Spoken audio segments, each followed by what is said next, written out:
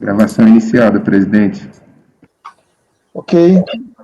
Boa tarde, pessoal. Estamos iniciando a sessão do dia 29/4, das 14 horas, da turma 3402. A gente vai começar por um processo que tem sustentação oral da minha relatoria, o 312, 313 e 314. Certo? O 312 e 313 tem mais ou menos tem relação entre eles, e o 314 não. Ok? Então, eu pediria aí, Ítalo, que convocasse o patrono da empresa, por favor. Ok, presidente, farei a convocação. Obrigado. Presidente, enquanto a gente aguarda, só para ler aqueles que foram retirados de pauta, vou lendo aqui, tá? Na pauta da manhã, desculpa, na pauta da manhã é o número 290, VLI, processo retirado de pauta por solicitação do contribuinte. Na pauta da tarde, o 311, Bimbo do Brasil, processo retirado de pauta por solicitação do contribuinte. Número 316, Embratel, processo retirado de pauta por solicitação do contribuinte, ele é o paradigma dos números 317 até o número 325, de relatoria da conselheira Renata. Também da conselheira Renato, 326, Embratel, também por solicitação do contribuinte. São esses, tá, presidente? Ok, obrigado. Vou mandar o patrono ingressar na sala. Qual que você vai julgar mesmo, Pedro? Desculpa, qual o número? Eu vou começar pelo... Só um minutinho, deixa eu ver aqui. Vou começar pelo 2009-12, que é o... 2009-12... 313 aqui pelo nome da... 313, tá. Final 2012.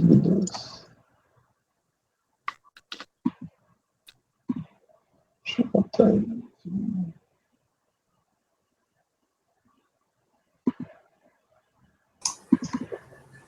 Acho que o patrono já está na sala. Deixa eu botar. Ok.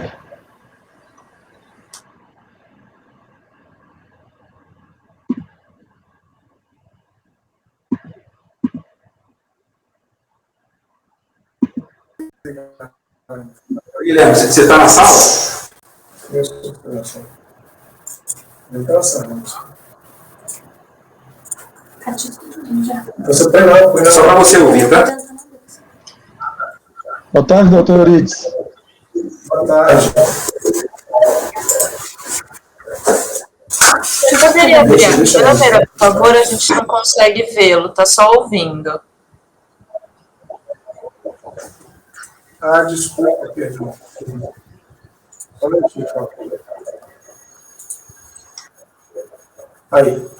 Só um instantinho. Pronto. Boa tarde, estamos te vendo agora. Boa tarde, doutor Euridice. Seja bem-vindo aqui. Tá tudo ok? Fica aqui na setinha da câmera. Só um minutinho. Tá. Setinha em cima.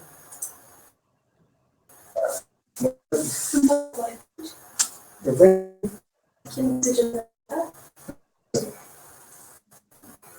Boa tarde, a gente está pronto aqui. Acho que agora está tudo certo. Ok? Pode falar. Seja bem-vindo à turma 3402. Vamos julgar os processos do item 312, 313 e 314 da minha relatoria, certo? Da empresa Precon Industrial S.A. Eu vou começar pelo item 313 da pauta. Ok? Eu vou fazer a leitura do relatório e depois o senhor vai ter 15 minutos para fazer a sua sustentação oral. Eu vou começar aqui. O bem relatar os fatos, adota o relatório do acórdão recorrido com os devidos acréscimos. Contra a contribuinte precitada foi emitido em 20 de 11 de 2009 despacho decisório de folha 32, por meio do qual foi homologada em parte a compensação efetuada por meio da PERDECOM. A homologação parcial foi motivada pela insuficiência do crédito informado relativo ao pagamento indevido ao maior de COFINS concernente ao mês de janeiro de 2006, Código de Receita 5856, para quitar os débitos informados na PERDECOM. Como enquadramento legal, são citados os seguintes dispositivos: artigo 65, 170 da Lei 5.172 do CTN e artigo 74 da Lei 9.430 e 96. Cientificada em 1 de 12 de 2009, a interessada apresentou em 31 de 12 de 2009 a manifestação de conformidade acompanhada dos documentos de folhas 4 a 71, alegando em síntese que o indeferimento da compensação deu-se impropriamente, uma vez que o crédito utilizado informado na PERDECOM é oriundo do pagamento indevido ao maior, cuja origem é um DAF de R$ 195.109,09, anexo, pago em 15 de 2 de 2006, com o objetivo de liquidar o débito de IPI, código 5123, relativo ao período de apuração de julho de 2009. A PERDECOM em questão deveria ter sido cancelada, uma vez que o crédito constante na mesma foi utilizado na PERDECOM final 5995. Entretanto, o Sistema da Receita Federal, RFB, não homologou esta PERDECOM. Despacho decisório número tal, em virtude do não cancelamento da PERDECOM objeto dessa manifestação. Ao tentar realizar o cancelamento da PERDECOM de final 5824 no sistema da RFB, não foi possível em função da mesma ser objeto de decisão administrativa, tela anexa. Ao final, solicita o cancelamento de ofício da PERDECOM de final 5824 e a revisão da decisão proferida no despacho decisório em apreço. Ato contínuo, a DRJ Belo Horizonte, Minas Gerais, julgou a manifestação de conformidade do contribuinte nos termos sintetizados na ementa, a seguir transcrita. Foi considerada improcedente a manifestação de conformidade. Em seguida, devidamente notificada, a empresa interpôs o presente recurso voluntário pleiteando da reforma do acordo. No recurso voluntário, a empresa solicitou as mesmas questões de mérito, repetindo as argumentações apresentadas na manifestação de conformidade quanto à não homologação da compensação. É o relatório. Doutor Eurides, esse processo ele tem relação com o de 2009, deixa eu ver aqui o número dele. Tem relação com o do item 312 da pauta, né? 2009-39. O senhor vai fazer só uma sustentação oral ou deseja fazer para os dois? Os dois tratam praticamente os mesmos fatos. Na verdade, eles são... Exatamente. São duas declarações de compensação e ocorre... Eu posso projetar um material... Fica aberto o tempo para o senhor fazer a sua sustentação. Aí no outro, se o senhor achar necessário fazer, o senhor faz também no outro. Ok? Então o senhor tem 15 minutos para... Eu projeto aqui rapidamente. Como? Perfeito. Tem como a gente projetar rapidamente. O PowerPoint que nós fizemos, talvez possa ser elucidativo.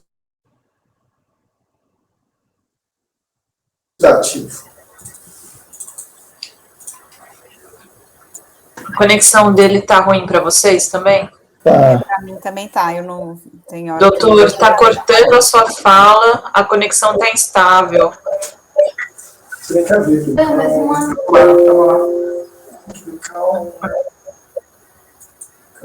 A conexão está aparecendo vermelha aqui para a gente, que é sinal que ela está fraca.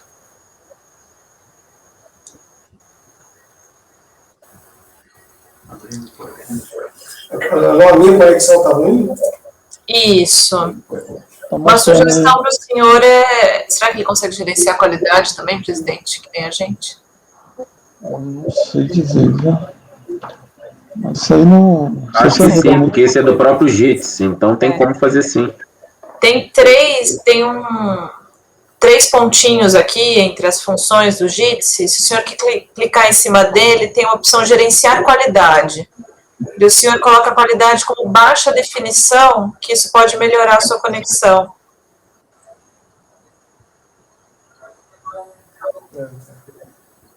Baixa definição.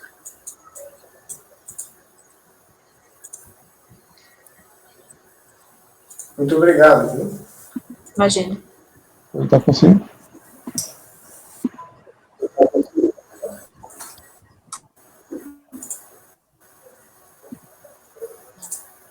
Então, você pode começar, doutor. É porque eu quero ver se a tela foi partilhada.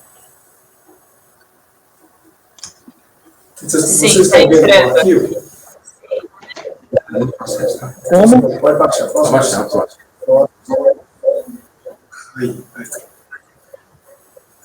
Aí, clica lá para dentro da tela. Não, A gente começa no anterior. Isso. O processo que nós estamos analisando são esses dois processos que estão sendo julgados em conjunto, né? Porque eles são interrelacionados. Uhum. Pode passar. Houve o recolhimento dos R$195 mil. Só para avisar o patrono, a tela não está compartilhada para nós. Ela ameaçou entrar, mas não entrou, tá? Só para avisar. Não entrou? Não. Mas talvez em função do andamento aqui do colegiado, o senhor poderia fazer sem a apresentação, talvez, se não der certo? Pronto, agora foi. É porque eu acho que vai ser mais sério e mais didático. Agora está ok. Agora Então, a vemos. gente tem Perfeito. A gente tem a informação de que houve apuração do valor informado em DCTF relativamente ao débito de COFINS, período de apuração de janeiro de 2006, R$155 mil, débito apurado, e um DARF recolhido de R$195 mil, o que, por sua vez, gera um direito creditório de R$39 mil. Pode passar, por favor. Houve a vinculação desse DARF corretamente em DCTF, corroborando a informação do slide anterior. Essa DCTF é uma DCTF retificadora, só para registrar, pode passar.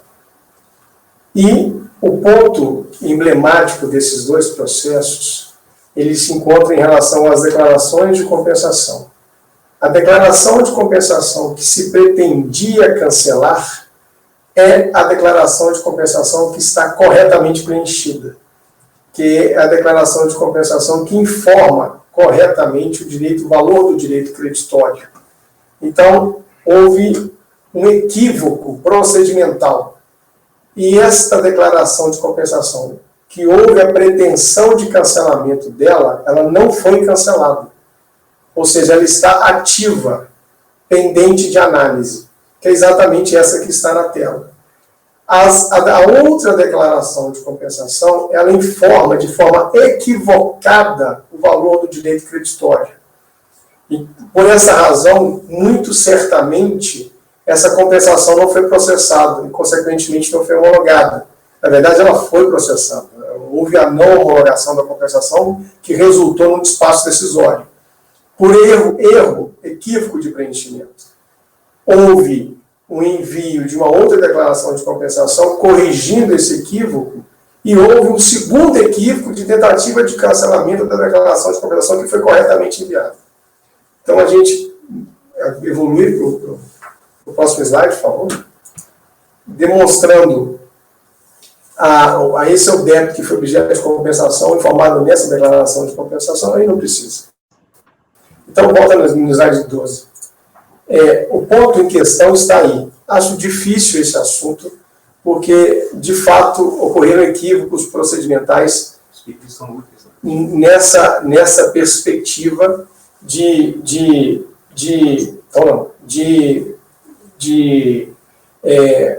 preenchimento de declaração de compensação.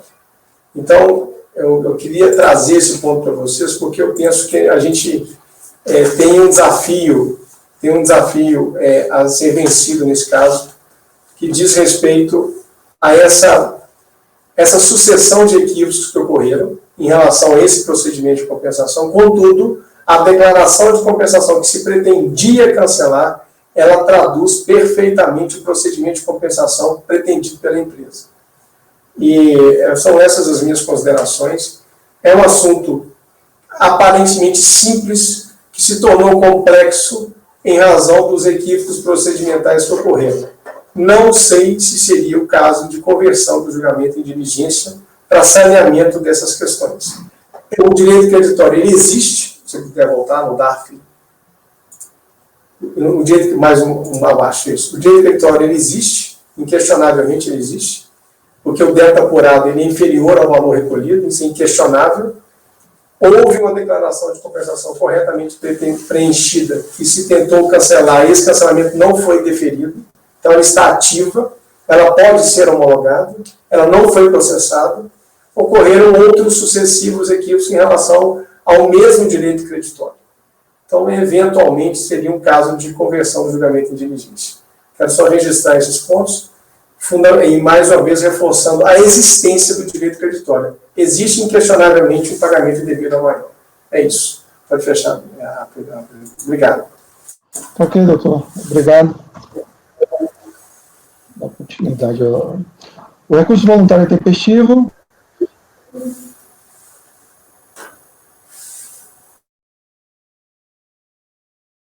E não se deve consciente. Conforme se depende da leitura dos autos, a lei trata de pedido de compensação, número final 5824, no qual se utilizou o crédito de COFINS pago indevidamente ou maior, concernente ao mês de janeiro de 2006. Presidente, desculpa, sim? Tem como você só voltar e ler de novo, porque aqui para mim, pelo menos, deu um corte na sua fala. Deu? Tá, aí, então, não deu para escutar tudo. Tá. Conforme se depende da leitura dos autos, a lei trata de pedido de compensação de final 5824, no qual se utilizou créditos de COFINS pago indevidamente ou a maior, concernente ao mês de janeiro de 2006, Código de Receita 5856, para quitar os débitos de IPI informado na PERDECOM. O despacho decisório homologou parcialmente a compensação devido à insuficiência do crédito informado para quitar os débitos constantes da DECOM. No recurso voluntário, a empresa pleiteia o cancelamento das compensações realizado nessa DECOM, de 5824, que decorreram de erro da recorrente, vez que os débitos nelas declarados foram extintos pela compensação formalizada em outra declaração de compensação, a DECOMP 5995 ou por pagamento, certo? Essa DECOMP trata no processo 312. Continuando. Conclui afirmando que não existe vinculação da declaração de compensação, do final 5824, objeto do processo em apreço, com o débito de IPI 5123 do período de apuração 7/2009, razão pela qual esta deve ser cancelada. Como se observa, a recorrente alega que a DECOMP constante do processo ora analisado devia ter sido cancelado, uma vez que o débito de IPI constante da mesma foi extinto na PERDECOMP final 5995. Nesse sentido, postula no contencioso administrativo o cancelamento de débitos declarados em DECOMP, já analisada e homologada parcialmente pela autoridade fiscal. No entanto, entendo que não é possível realizar tal procedimento no âmbito do contencioso administrativo, em vista da falta de competência deste colegiado. A referida competência foi atribuída às delegacias da Receita Federal, como se verá adiante. A desistência do pedido de restituição, do pedido de ressarcimento, do pedido de reembolso ou da compensação poderá ser requerida pelo sujeito passivo mediante a apresentação à RFB do pedido de cancelamento. O CAF e a DRJ não são competentes para analisar pedido de cancelamento de PERDECOM ou de cancelamento de débitos declarados em PERDECOM. Como já mostrado no acórdão recorrido, a competência encontra-se disciplinada no artigo 82 da Instituição Normativa 900, de 28 de dezembro de 2005, a seguir transcrito. Aí eu transcrevo aqui o artigo 82, né? Dessa forma, minhas palavras, dessa forma, a recorrente pode apresentar pedido expresso de cancelamento das compensações à autoridade competente, que apreciará o pedido e decidirá de acordo com o conjunto probatório apresentado, deferindo ou não a forma da lei. Registre-se que, com a edição da MP 66 de 2002 e MP 135 de 2003, ao adicionar o parágrafo 6º ao artigo 74 da Lei 9.430/96, foi atribuído aos pedidos de compensação natureza de confissão de dívida, instrumento hábil e suficiente para a exigência dos débitos indevidamente compensados, como procedeu a autoridade fiscal no presente caso. Por fim, deve-se esclarecer que a DECOMP 5995, constante do processo 2009-39, que é o do item 312 dessa pauta, né, objeto de julgamento nessa mesma sessão, informada pela recorrente como forma de extinção do IPI 5123 do PA 7 de 2009, a referida compensação foi integralmente indeferida por insuficiência de crédito disponível no DAF informado. Diante do exposto, voto no sentido de não conhecer do recurso voluntário. É como voto. Alguma dúvida? Podemos votar? Conselheiro Silvio Renan, como vota? Acho que para mim, eu já há algum tempo já venho compartilhando esse entendimento do presidente. Acho que é questão de competência, que eu não consigo nem identificar o litígio em si, já que esse débito não é nem discutido na unidade de origem, né? É declarado pelo próprio contribuinte. São casos que, via de regra, são resolvidos por meio de revisão de ofício na própria unidade de origem, não são casos nem que necessitariam do contencioso, por isso acompanho o relator. Conselheira Maísa, como vota?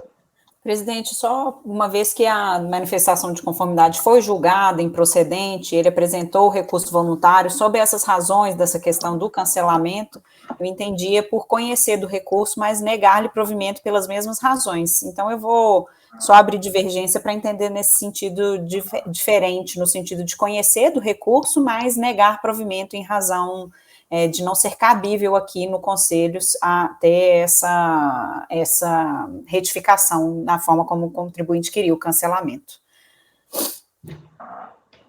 Tá. Mas é questão de competência, né? Porque, para mim, ele apresentou um recurso voluntário com as razões, e a razão dele, eu entendo que a gente nega provimento pelo fato de não ter competência no que ele alegou. Então, seria razões de direito. Tá. Só uma divergência, só para conhecer o recurso e negar provimento. Tá. O conselheiro Marcos Roberto, como vota? Com relator. Ok. Conselheira Cíntia Helena, como vota? Com relator. Conselheiro Paulo Regis, como vota? Com relator.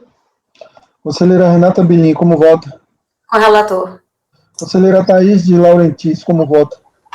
Presidente, só para eu ter certeza aqui, então não é uma questão de problema de a gente estar vedando a discussão sobre débito em compensação. Não é só isso, o problema é que ele pediu o cancelamento dessa... Pediu o cancelamento do débito declarado. Tá. Ele pede o cancelamento dessa DECOMP. Ele disse que houve equívoco, né? Tá, então a gente está julgando só o pedido de cancelamento dessa DECOMP. Isso, exatamente, só o pedido de cancelamento. Acompanhe. Okay? Como ficou, Maísa? Acordo dos membros do colegiado por unanimidade, por maioria de votos em não conhecer do recurso voluntário. Vencida a conselheira Maísa, que conhecia do recurso para negar-lhe provimento. Sustentou pela recorrente o doutor Eurides Veríssimo de Oliveira, OAB-MG 75864. Ok. Vamos analisar agora do processo 2009-39. O 2009-39, houve também insuficiência de crédito para compensação, mas ele diz que ocorreu porque o crédito dele foi utilizado nessa que a gente analisou, certo? Aí ele pede o cancelamento do débito de outro processo, entenderam? Ou seja, não é do que... Aí ele fala que se o outro processo for cancelado, a compensação declarada, vai sobrar crédito para que ele utilize nesse, para fazer a compensação do IPI que ele pleiteia. Não sei se é necessário ler o relatório. O patrono, o doutor Eurides, o senhor vai fazer sustentação oral nesse processo também ou não? O senhor gostaria de fazer? Oi? Doutor Yuri? Isso, eu gostaria só de, por favor, como as situações jurídicas são... Só um minutinho, como eu já expliquei a situação, eu acho que aí o senhor pode fazer suas considerações agora, certo? Porque o relatório, a situação é praticamente a mesma do outro, né? Então, o senhor está aberto a sua palavra. Muito obrigado.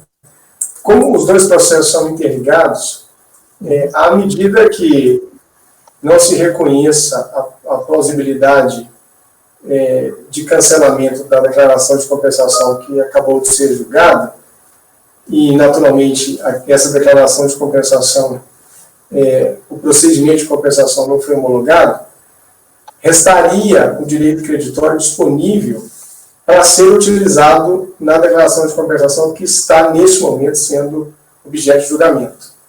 Porque a existência do direito creditório ela é inquestionável, conforme está posto no processo e conforme nós trouxemos através do PowerPoint que apresentamos. Ou seja, inegavelmente, existe um pagamento indevido a maior naquele período de apuração. E o débito objeto de compensação por aquele direito creditório, que tem relação com aquele pagamento indevido a maior, ele não é objeto de discussão. O que se discute, naturalmente, é a existência do direito creditório e, consequentemente, a sua utilização para fins de extinção de um débito através de um procedimento de compensação. Então, uma vez que tenha restado não reconhecida a plausibilidade da compensação ou da sua homologação em relação ao primeiro processo, e restando inquestionavelmente existente o direito creditório, em relação ao presente processo, esse direito creditório deveria ser reconhecido para fins de extinção do débito em compensação. Ou seja, uma vez que o débito e o direito creditório sejam congruentes. É esse o ponto que eu queria trazer. Os processos são siameses. Se um não prevalecer, em tese o outro teria que prevalecer, uma vez que eles sejam interligados. O direito creditório é o mesmo, ele está sendo utilizado de forma equivocada em duas declarações de compensação. À medida que em uma não foi reconhecida a possibilidade da compensação, de forma resultante, consequente, havendo o direito creditório como foi demonstrado, ele deveria ser utilizado para extinção do débito objeto da segunda declaração de compensação e, consequentemente, ela deveria ser homologada. É isso. Ok, obrigado, doutor. Obrigado a vocês. Eu vou ao voto. O recurso voluntário é intempestivo e atende a todos os demais requisitos de admissibilidade, razão pela qual dele se deve conhecer. Conforme se depreende da leitura dos autos, a lei trata de pedido de compensação, final 5995, no qual se utilizou suposto crédito de COFINS pago indevidamente ao maior, concernente ao mês de janeiro de 2006, Código de Receita 5856, para quitar débito de IPI 5123 informado na DECOM, PA 7 de 2009.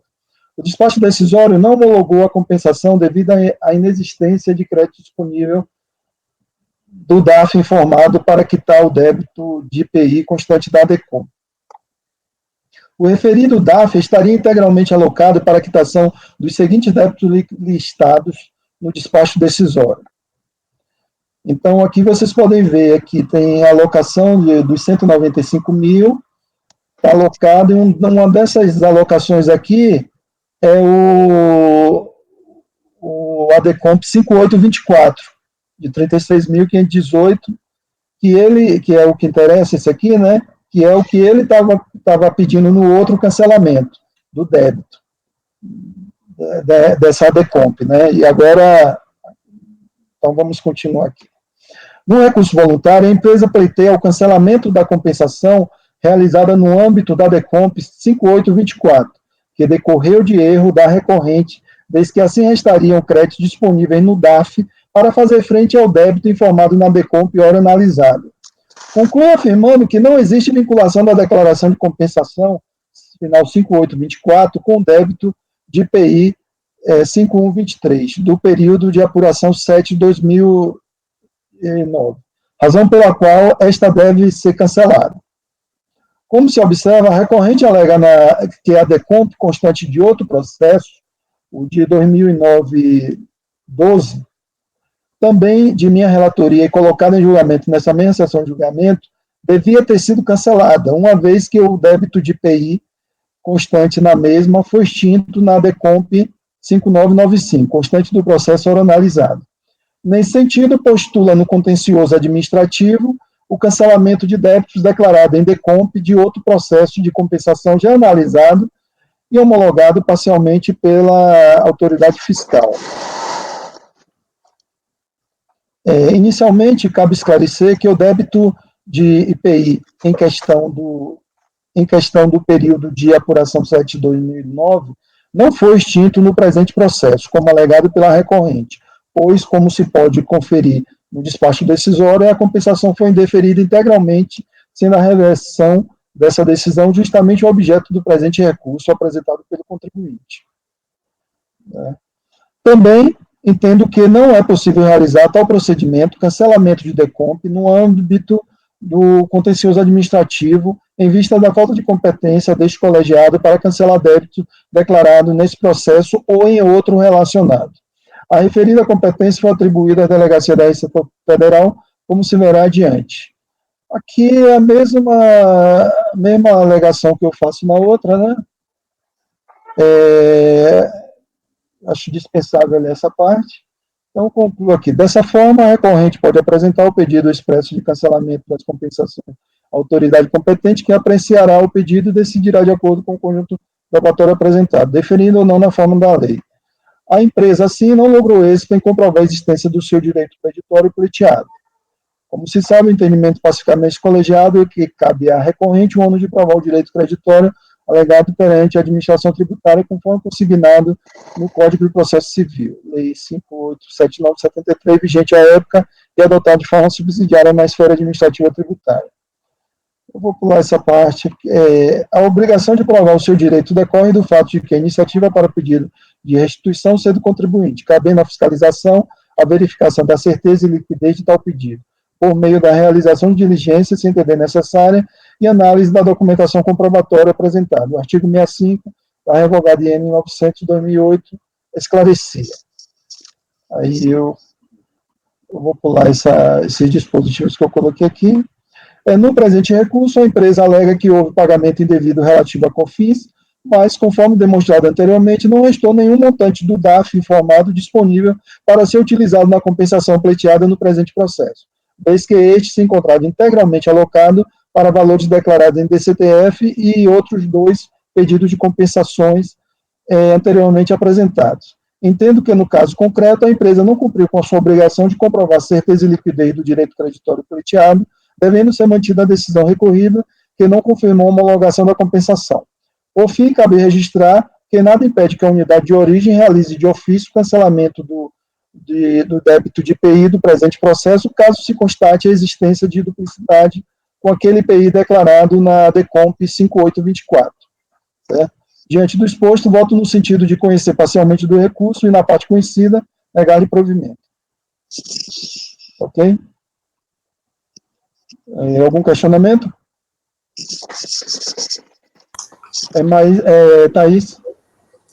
Presidente, eu fiquei um pouco em dúvida. Eu entendi seu raciocínio, mas se realmente não daria para a gente resolver, porque eu acho que a sua solução ela seria perfeita se a gente estivesse julgando só um deles, mas porque realmente a gente está com os dois, e que a gente está vendo que o crédito é o mesmo, que ele está realmente não sendo utilizado lá, se eu entendi bem. O crédito foi utilizado lá para compensar o IPI. Mas não foi homologado.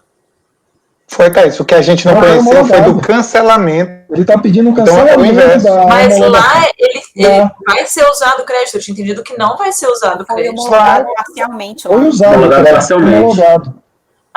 Eu achei que não tinha sido homologado. Não. Tinha sido homologado.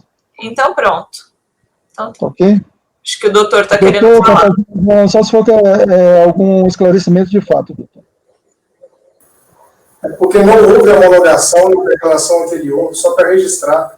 A declaração do primeiro processo, ela não foi homologada. Só queria registrar isso. Daí a razão do direito creditório estar disponível. O raciocínio que ela fez tem plausibilidade.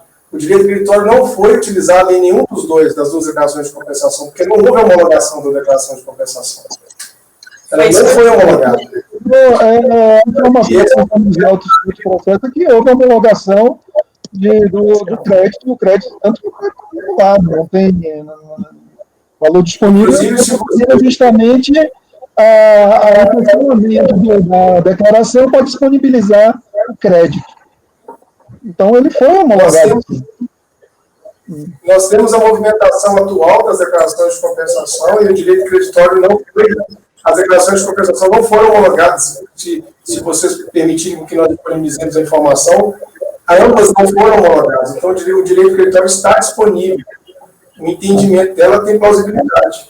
O senhor está falando do processo final 90.7277/2009-12, que não foi homologada a compensação desse processo, que é o item 313 da pauta? Exatamente. Na verdade, a observação é muito pertinente, porque só faria sentido nós estarmos debatendo o tema se o direito creditório não houvesse sido utilizado.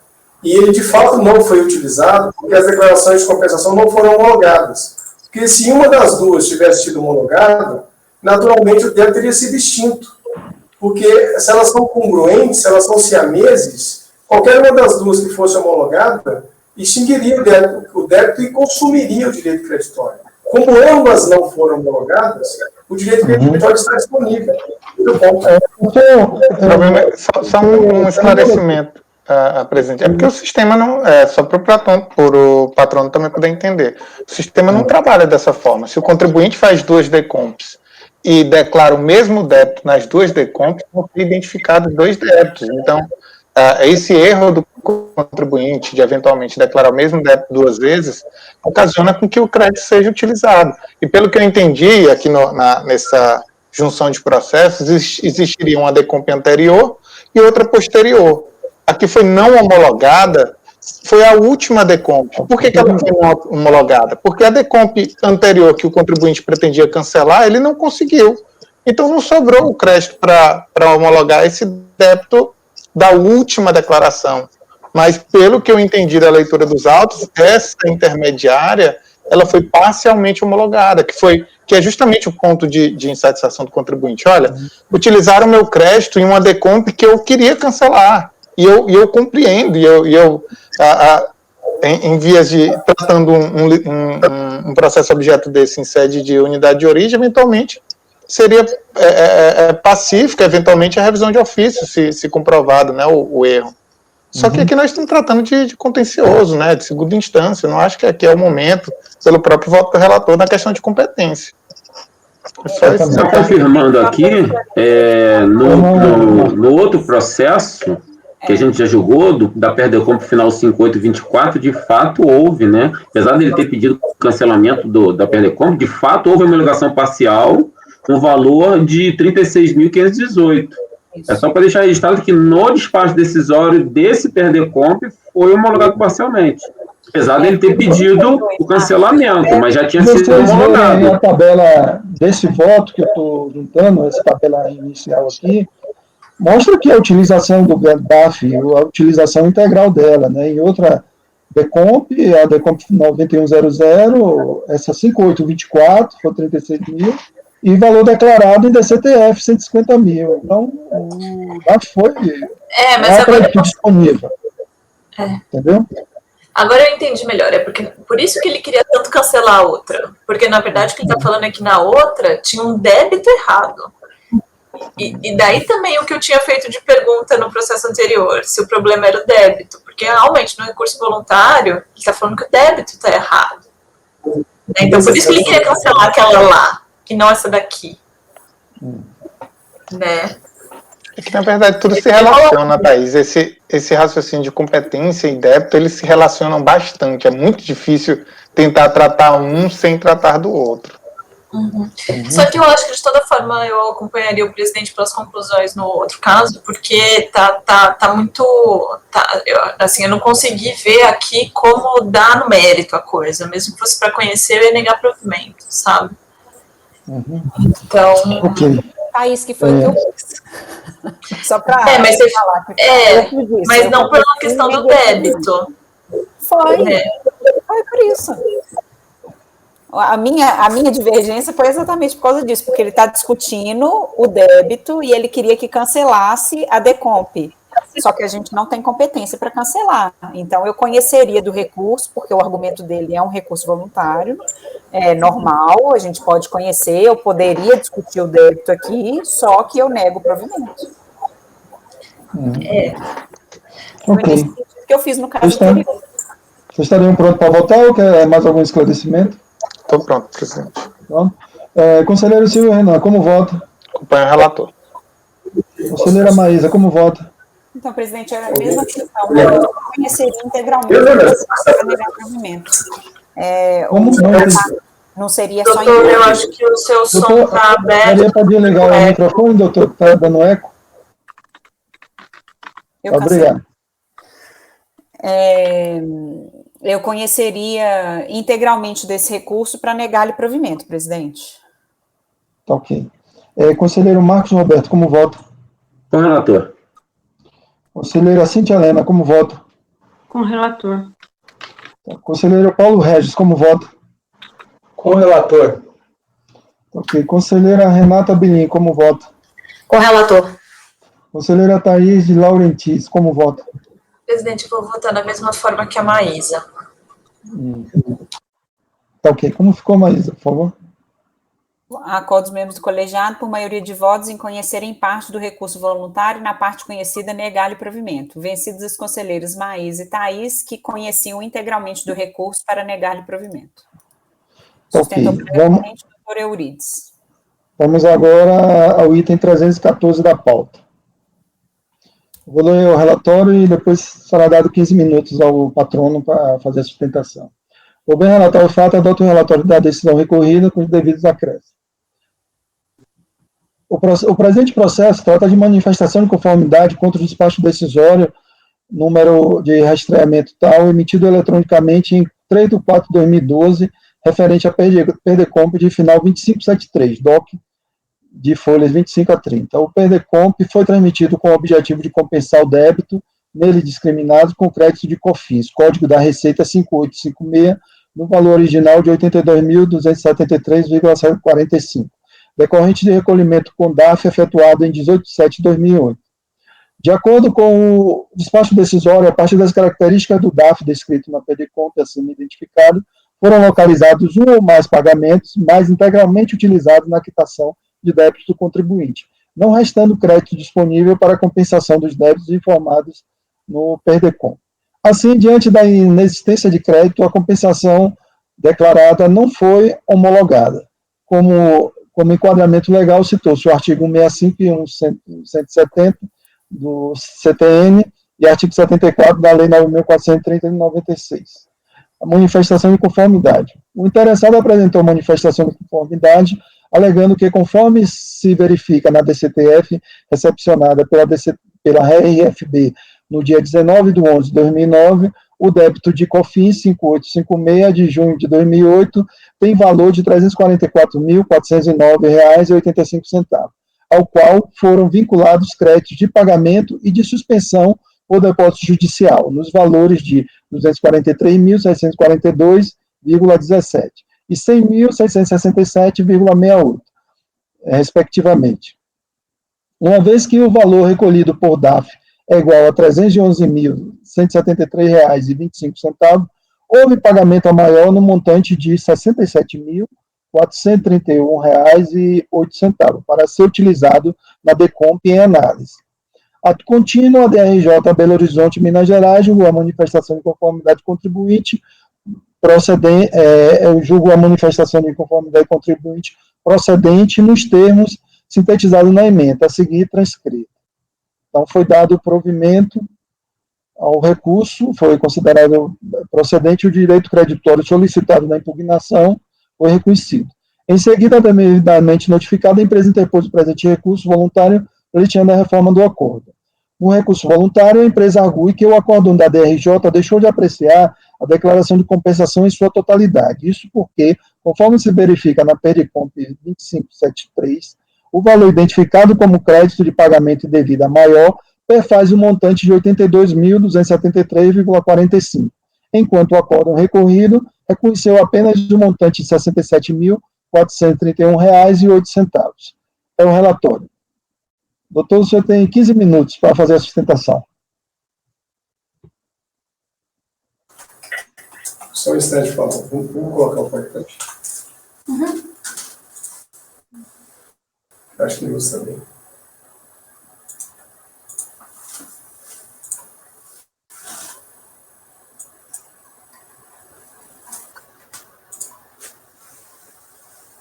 O processo em análise diz respeito a este processo e a essa declaração de compensação. Vai passar. O DARF, ele está identificado, na verdade são dois DARFs, registra-se dois DARFs, um no valor de R$311 mil, e o outro no valor de R$14 mil, ambos vinculados ao Código de Receita 585000, relativos a COFINS, evidentemente, vai passar. O segundo DARF está aí, então estamos demonstrando os dois DARFs, anteriormente o 311, antes desse slide, e neste o 14. Vai passar.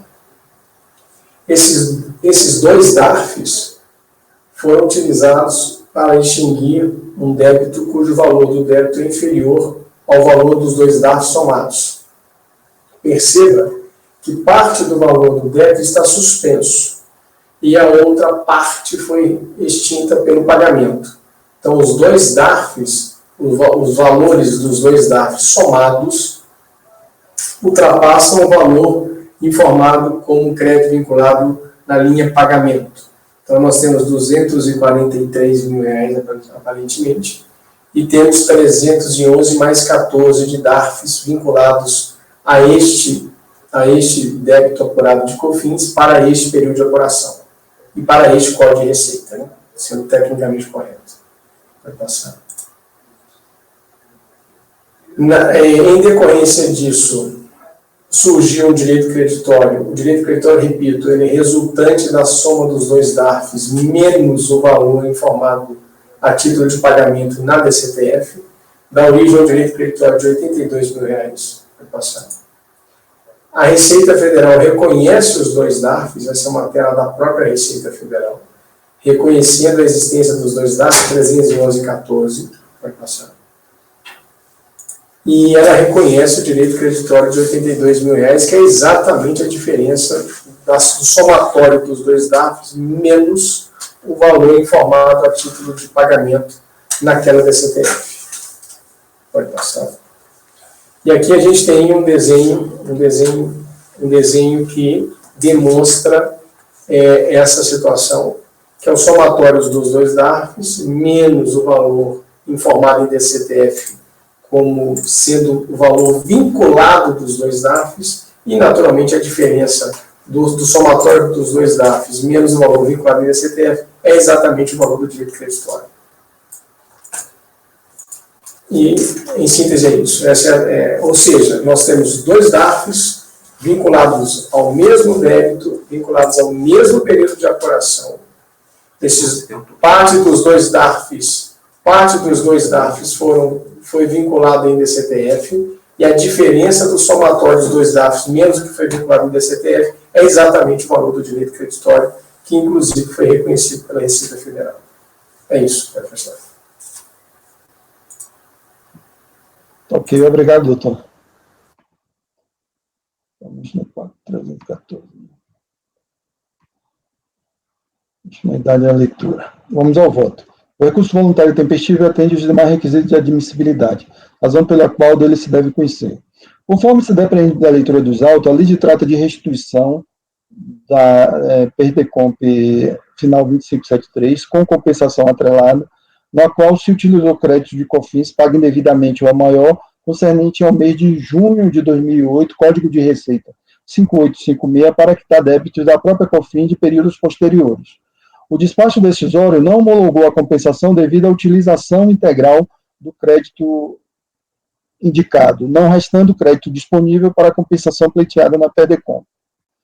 O acordo da DRJ considerou procedente a manifestação de conformidade para reconhecer a existência de crédito pleiteado de COFINS pagar maior no montante de R$ 67.431,08. No recurso voluntário, a empresa argue que o acórdão recorrido não analisou a compensação em sua totalidade, pois apenas considerou os cálculos de um dos DAFs, ou seja, o de valor 311.173,25, ignorando integralmente o outro montante de 14.842,37, o que fez reconhecer um crédito menor que o solicitado nesse mesmo montante.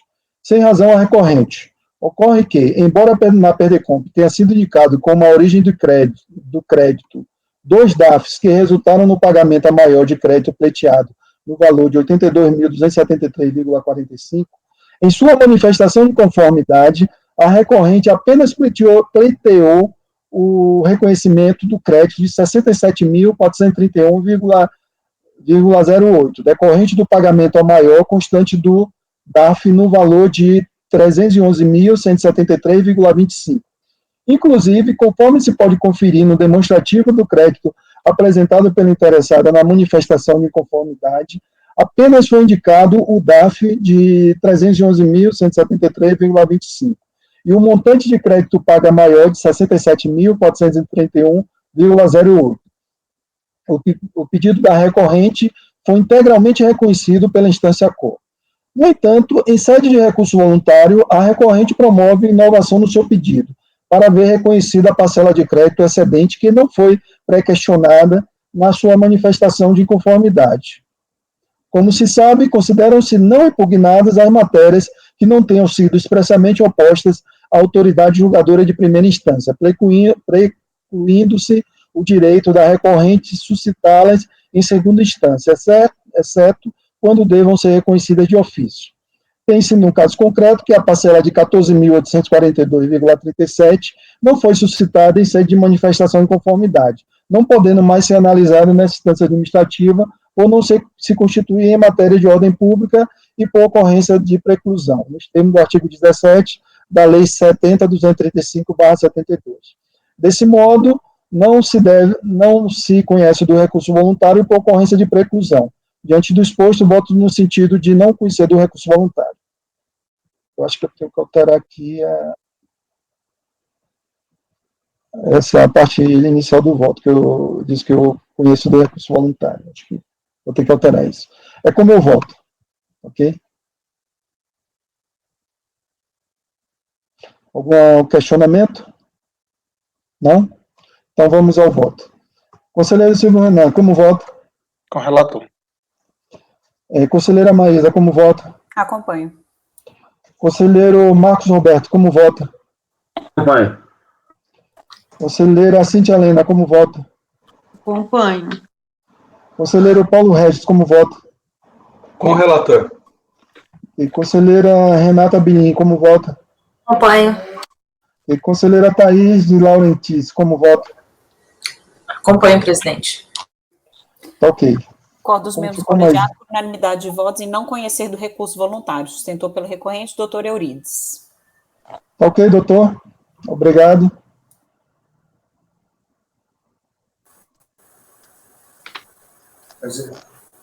Pode ir. Opa, sim? Tá. Então vamos seguir para desconectar lá. Vamos seguir a nossa pauta, né, da tarde. O primeiro processo é da conselheira o processo dos 311, o primeiro da pauta da tarde, às 14 horas, da Bimbo do Brasil Limitada, foi retirado de pauta, né, deixa eu ver, por solicitação do patrono contribuinte, certo? Os itens 312 foram julgados agora, 312, 313, 314, e agora o processo 315, com Fábio Tubos S.A., De relatoria da conselheira Thais. Com a palavra, conselheira. Presidente, eu acho que a gente podia tentar ir direto ao voto. É uma questão de prova de retenção de valores, tá? A título de COFINS. Isso, de COFINS, tá? Então, eu acho que a gente pode ir direto ao voto que está explicado, tá? Então, estou conhecendo do recurso porque ele é tempestivo. Conforme se depreende do relato acima, a questão fulcral do presente processo é a prova de que os valores aqui cobrados a título de COFINS já teriam sido recolhidos via retenção na fonte pelo órgão público ao qual a recorrente efetuou vendas. Tudo nos moldes do artigo 64 da Lei 9.430. Tá aí, tá? A decisão de piso, citando o artigo 23 da IN 4 de 97, bem colocou que a prova que deveria ter sido produzida pela recorrente para demonstrar o quanto alegado. Tá lá. Por falta de provas, foi negado o direito na DRJ, tá? Mas daí ela trouxe documentação no recurso voluntário. E por isso a gente baixou o processo em diligência, tá? E a autoridade fiscal de origem apresentou parecer de folhas 252 a 255, da qual destaca os seguintes trechos. As notas fiscais apresentadas comprovam que o destinatário final está de acordo com o regramento da legislação, ou seja, trata-se de órgão da administração pública federal. Os valores das retenções da COFINS foram corretamente discriminados na planilha de folha 114, juntamente com os valores dos pagamentos recebidos. Os documentos demonstram que foram contabilizados nos livros razão e diário as retenções da COFINS suficientes para a compensação na DCTF apresentada para o segundo trimestre de 97. Foram apresentadas também extratos bancários no período de 97. Ocorre que, conforme a tabela abaixo, referidos extratos não comprovam na totalidade se realmente foram recebidos os valores descontados das retenções. Tá? Acho que esse é o ponto aqui. Do conteúdo acima transcrito, fica claro que as notas fiscais e os livros auditados comprovam as alegações do contribuinte. Foram realizadas vendas, onde foram retidos valores a títulos de COFINS, que por sua vez são compatíveis com as informações declaradas em DCTF. Porém, em razão de divergência entre o valor líquido recebido pela recorrente e os extratos bancários apresentados, a autoridade fiscal entendeu que não estava comprovado seu direito.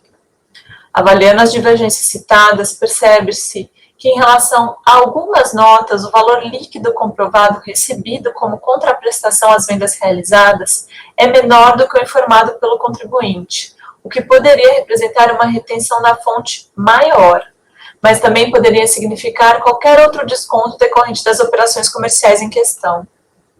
De outro lado, é preciso lembrar a força probatória que possuem os livros e a escrituração contábil das empresas, conforme dispõe nos artigos 378 e 379 do CPC, bem como o artigo 923 do RIR, que era vigente à época.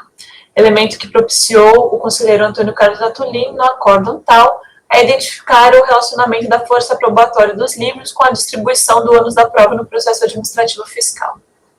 Ele diz: a presunção de veracidade e legitimidade dos registros contábeis opera em dois sentidos. Por um lado, cabe ao fisco o ônus de provar que os lançamentos efetuados não correspondem à realidade, caso pretenda decretar a imprestabilidade da escrituração fiscal para fins fiscais. De outro lado, cabe ao contribuinte, em caso de inexatidões ou erros eventualmente cometidos, produzir prova do fato. Fecha aspas. Portanto, com relação ao montante em que nenhuma divergência foi constatada, não há nada nos autos, originário de auto de infração, lembre-se, que infirme o fato de que houve a retenção na fonte e, por conseguinte, que o montante cobrado pela fiscalização, que os montantes cobrados pela fiscalização estão em grande medida extintos por pagamento por quem era responsável para tanto, o SENOX. Tá? É o que provam os registros contábeis em caso, em fiscalização e a fiscalização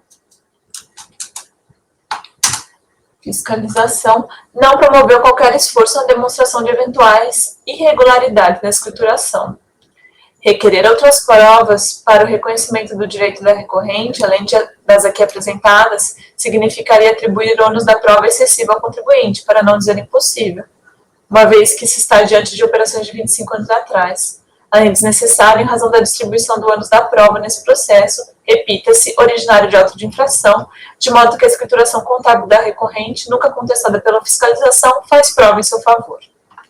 Dispositivo. Por tudo quanto exposto, voto no sentido de dar parcial provimento. Não. Tá integral, né? É parcial. Tá, presidente, eu escrevi errado. Devendo ser reconhecida a improcedência do lançamento tributário na medida em que abarcou valores já recolhidos via retenção pela fonte pagadora. É parcial porque eu só dei na parte que não houve divergência. É isso, né? Ou eu tô confundindo alguma coisa aqui? Não, tô achando que é integral, Thaís. É integral mesmo, né? É, porque não. ele... Mas a diferença líquida, Thaís, você menciona ali uma diferença, né, do valor líquido recebido. Mas eu desconsiderei. No final, assim, ficou comprovado que teve a retenção, mas tinham essas pequenas diferenças apontadas, que eu falei, pode ser porque teve a mais, a menos por operação comercial, não sei, tá? Mas, assim, para mim ficou claro que houve a retenção, ou seja, essa COFINS foi paga, tá? Pelo órgão público para o qual a empresa prestou serviço. E achei que foi picuinha da fiscalização da diligência querer falar o contrário por conta dessas pequenas diferenças, entendeu? E daí eu me baseei justamente nos livros da contribuinte que trazem toda essa prova corroborando que houve as retenções, sabe? E esses livros nunca foram desditos pela fiscalização, nem no auto de infração, nem na diligência. Então foi a forma que eu consegui resolver o caso, sabe? Porque... Só mais uma pergunta, lá nos registros contábeis que ele apresentou, não vi, tá? Só estou perguntando. Existe, vamos dizer assim, um lançamento de retenção na fonte, coisa parecida? Porque isso aí também é um procedimento contábil comum, se é correto de ser feito, né? Pelo que eu me lembro... Se tivesse aí, eu confesso que eu não teria nem dúvida, aí estaria procedente essa informação, né? Pelo que eu me lembro, sim. Eu vou te confessar que faz uns 2 meses que eu julguei esse processo e precisaria rever. Mas, pelo que eu entendi, os livros comprovam tudo que a recorrente falou. Que teve essa divergência do valor. Thaís, isso consta do relatório de diligência. O fiscal falou, né, que a contabilidade está ok, dá uma lida lá. Foi só essa divergênciazinha do valor líquido, entendeu? Só que daí, na diligência, o que a fiscalização falou? Teve diferença no valor e não tem que reconhecer nada. Poxa, não tem que reconhecer nada, sabe? Então, para mim, tá comprovado, porque os livros dela são bons e estão comprovando o que ela tá alegando. Então, foi nesse sentido que eu votei. Então, o auto de infração não foi todo cancelado. Você está cancelando a parcela proporcional à retenção. Que no final é tudo aqui. É tudo auto mesmo? Se vocês pudessem me ajudar a conferir, vamos lá, porque eu estou com dificuldade de lembrar desse processo. Não, é isso sim. Isso. O auto de infração, ele foi lavrado para exigência da COFINS que não teria sido retida, pelo menos é o que eu estou entendendo até do seu relatório, do relatório da... Eu pulei a leitura do... Que foi revisão interna. Da diligência, né? O lançamento não é sobre as diferenças foram apuradas depois, é isso? O fiscal considerou que não houve retenção alguma. O auto de infração era sobre COFINS não recolhida. Não houve retenção alguma. Isso foi retido na fonte. E ele ignorou toda a retenção. O total da retenção foi desconsiderado, é isso? Isso. Não apenas as divergências aí, não, né? Tudo.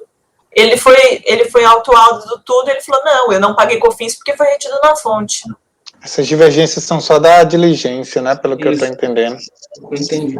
Mas por que ele não considerou as retenções? Eu não me lembro de ter ouvido alguma coisa sobre isso. Paulo, tentando te ajudar, se me permite, eu acho que o penúltimo parágrafo da diligência, eu abri aqui, é interessante esse comentário do próprio auditor fiscal. Ele diz, olha, como exemplo eu cito as notas tais, tais, tais e tais, que totalizaram pouco mais de 2 milhões e 100 mil, houve retenções de 105 mil. Então, o contribuinte deveria receber 2 milhões e pouco. Porém, ele só recebeu 1.946.000. Ou seja, a retenção, em tese, teria sido maior, porque o contribuinte recebeu menos, ou seja, talvez tenha sido retido mais. Isso! Faltou comprovar os 120 mil. Assim, na verdade, nessas auditorias de retenção, normalmente quando são códigos compostos, né, a própria comparação com a DIF, ela já resolve grande parte dos problemas. Depois a gente pode ir até aprofundando mais e pedir as notas fiscais. Quando está na nota fiscal, ótimo, ali já está praticamente comprovado. Quando o contribuinte ainda traz o registro contábil, é praticamente inquestionável. Então, afastar tudo isso, porque ele recebeu a menos, eu tenho que concordar com a relatora nesse ponto. Por isso que eu falo aqui, né, o que poderia representar uma retenção na fonte é maior, né, assim, então, foi a conclusão da diligência que... A impressão que me deu é que como não bateu as coisas, o fiscal considerou que nada foi retido, né? Eu estou pronto para votar, presidente. Não sei se os demais... O objeto da autuação foi só a falta de essas diferenças por falta de retenção, foi isso? Não foi diferença, presidente. O auditor foi na empresa e falou: você não recolheu COFINS. A empresa se defendeu e falou assim: eu não recolhi porque tudo foi retido na fonte por esse órgão público que eu prestei os serviços. E daí ele comprovou que foi tudo retido na fonte. Foi revisão. A única matéria de autuação foi essa, não houve mais nenhuma outra infração. Só isso. É aquela revisão interna de informação de DCTF, Pedro. Hã? Sabe aquelas revisões internas que fazem a análise da DCTF? Sei. Não foi aquela auditoria de praxe que é feita em fiscalização, não. Aquela revisão interna. Que aí gerou a diferença e lançou o auto. Estou vendo aqui na informação fiscal do auditor. Autuação. Tá ok. Vamos começar a votação. Conselheiro Silvio Renan, como vota? Acompanha a relatora. E conselheira Maísa, como vota? Acompanho. Conselheiro Marcos Roberto, como vota? Também acompanho. E conselheira Cíntia Helena, como vota? Acompanho. Conselheiro Paulo Reis, como vota? Acompanho. Conselheira Renata Birim, como vota? Com a relatora.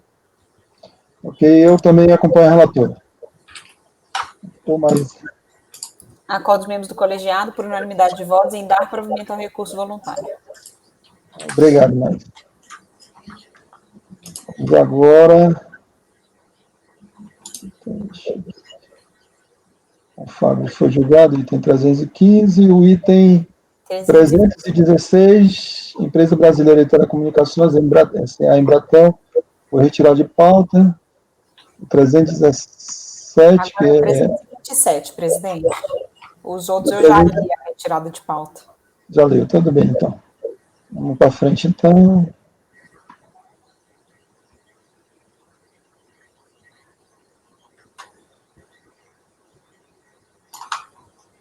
Agora é o PB, os últimos da tarde. O PB, Distribuidora de Produtos de Petróleo Limitada. Eu vou ler o 327, que se aplica a todos, certo? Só muda o período, só. Acho que talvez vamos lá.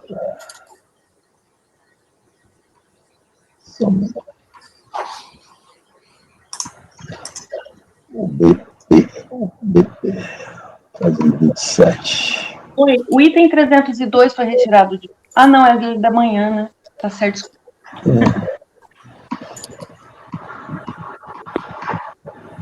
Vou ler rapidinho o relatório dele. Por bem relatar os fatos, adota o relatório da decisão recorrida com devidos acréscimos. Contra o interessado foram lavrados autos de infração de ajuste à base de cálculo de PIS e COFINS não cumulativo primeiro, segundo, terceiro e quarto trimestre de 2005, em função das irregularidades descritas nos autos. folhas 39, 44, 45, 50, respectivamente.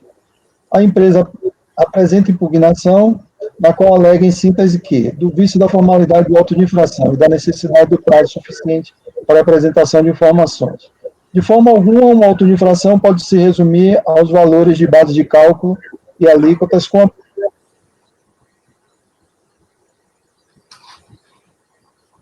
Travou para vocês? Para mim.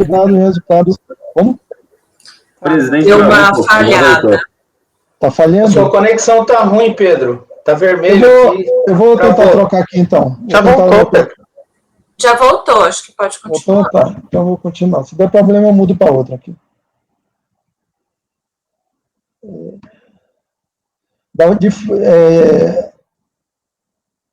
A empresa apresenta impugnação na qual alega em síntese que, do vício de formalidade da auto-infração e da necessidade de prazo suficiente para a apresentação de informações. De forma alguma, a auto-infração pode se resumir a valor de base de cálculo e alíquotas com apuração de tributo seguido dos juros de mora e da multa, sendo esses autos de infração, ora impugnado, resultado de um trabalho de fiscalização detalhado, tendo envolvido diversas diligências. Era bastante razoável que estes autos de infração viessem acompanhados de relatórios demonstrativos pormenorizados, listagens, laudos e demais comprovações de levantamento efetuado. Assim, há um vício insanável do procedimento de fiscalização, provocando a completa nulidade dos atos posteriores. Ademais, o contribuinte foi intimado para apresentar uma extensa lista de informações com prazo exíguo para efetivo cumprimento da obrigação imposta pela fiscalização. 2. Como demonstrado, consideradas as receitas auferidas pela empresa UBP, Distribuidora de Produtos e Petróleo Limitada, ora impugnante, imprescindível observar que algumas delas não são originadas pela comercialização de álcool hidratado, razão pela qual é indiscutível a apuração e consequente apropriação dos créditos decorrentes dessas receitas, uma vez que elas estão sujeitas a outra sistemática de tributação da contribuição para o PIS e PASEP. Dentre os produtos comercializados pela distribuidora de combustíveis estão a gasolina tipo A, o óleo diesel e o álcool hidratado. Os dois primeiros produtos sofrem misturas por determinação da própria ANP, Agência Nacional de Petróleo. Entendemos que o álcool etílico anidro, quando adicionado à gasolina, é passível de recuperação de crédito de PIS/COFINS, pois é um tipo de insumo utilizado no processo de mistura, tendo como resultado final a gasolina C, pois a gasolina A, adquirida na refinaria, não possui as especificações necessárias determinadas pela legislação vigente para ser distribuído/vendido ao comércio varejista, motivo pelo qual necessita de adição do álcool etílico anidro.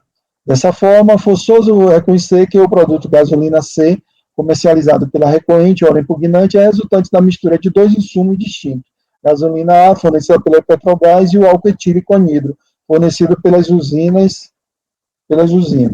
Frise-se, o produto comercializado pela contribuinte é gasolina C, que corresponde ao resultado da mistura, e, consequentemente, alteração de suas propriedades químicas da gasolina A e do álcool etílico anidro. Ressalte-se que não há qualquer operação de venda de gasolina A e ou de álcool etílico anidro pelas distribuidoras, como produtos distintos. Requer prova pericial e, para tanto, indica perito e fórmula quisito. Ato contínuo, a DRJ Juiz de Fora, Minas Gerais, julgou a impugnação do contribuinte nos termos sintetizados na emenda do acordo recorrido, a seguir transcritas. Certo? Aí foi considerada procedente a impugnação. Em seguida, devidamente notificada, a recorrente interpôs o presente recurso voluntário pleiteando a reforma do acordo. Neste recurso, a empresa suscitou as mesmas questões preliminares e de mérito, repetindo os mesmos argumentos apresentados na sua impugnação. É o relatório. Só esclarecendo, esse aqui é um auto de infração e os outros processos tratam de compensações, certo? Que aborda a mesma matéria. Então, continuando aqui. O recurso voluntário e tempestivo atende os demais requisitos de admissibilidade, a razão pela qual dele se deve conhecer. Trata o processo de auto de infração de glosa de crédito de PIS e COFINS não cumulativos, no qual foram realizados ajustes na base de cálculo dessas contribuições por falta de comprovação desses créditos, referente ao período de 1º, 2º, 3º e 4º trimestre de 2005. A empresa foi intimada a apresentar comprovação de créditos informados nas DACONs referente ao período sob análise. Os créditos informados nos DACONs referiram-se exclusivamente a despesas com energia elétrica e encargos de depreciação de bens do ativo imobilizado. A empresa não apresentou qualquer documentação comprobatória, o que ensejou a glosa dos créditos no auto de infração. O contribuinte dedica-se ao comércio atacadista de álcool, carburante, biodiesel, gasolina e demais derivados de petróleo e em 2005 optou pelo lucro real com apuração trimestral como forma de tributação de seus resultados, conforme declaração de informações econômicas fiscais da pessoa jurídica, de PJ, apresentada em 28 de 6 de 2006. Em seu recurso voluntário, preliminarmente alega a nulidade do acórdão recorrido por cesseamento do direito de defesa, haja vista a não produção de prova pericial solicitada à primeira instância. Pela leitura do acórdão recorrido, resta claro que o pedido de diligência foi indeferido porque o julgador entendeu que já constavam nos autos elementos suficientes a fim de se decidir a respeito da questão de mérito posta quanto à procedência das glosas de crédito de PIS e COFINS não cumulativos efetuados no procedimento fiscal. O artigo 18 do Decreto 235/72 atribui essa discricionariedade na solicitação de diligências ou perícia ao julgador, quando dá análise das provas do caso concreto. Eu reproduzo o artigo 18. Assim, mostrou-se necessária a realização da perícia, pois a formação da convicção do julgador nos autos prescindiu de conhecimento técnico especializado, uma vez que entendeu ser a documentação constante nos autos suficiente para decidir quanto à procedência ou não da autuação. Em outro trecho do seu recurso, a empresa alega que o acórdão recorrido foi supostamente omisso quanto às suas considerações contidas no item 3 da sua impugnação denominado do vício de formalidade do auto de infração, no qual arguiu a nulidade do auto de infração que, segundo seu entendimento, deveria vir com o resultado do trabalho de fiscalização detalhado, embasado por relatório